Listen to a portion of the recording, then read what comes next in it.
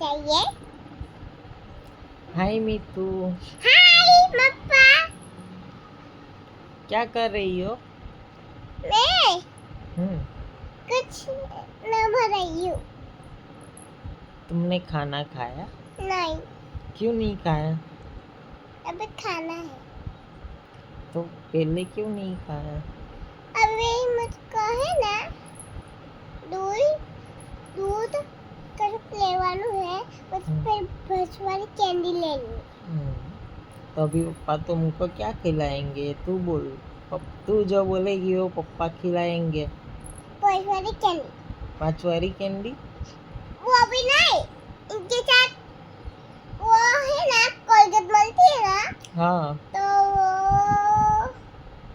इनके सामने वो कोलगेट है ना, इनके ऊपर बड़ी कोलगेट निकलती है ना, तो खा जाते हैं उनकी साइड वाली मशीन को, उनकी कोलगेट पी जाते हैं। तुमको वो खानी है? हाँ। ठीक है। और कुछ? और कुछ नमक वाला पैकेट और पेरी पेंसिल पेरी। ओके। मेरी मीतू को पेंसिल बॉक्स चाहिए? हाँ। ठीक है, अगली वीडियो में अपने मीतू को पेंसिल बॉक्स दिलाएंगे।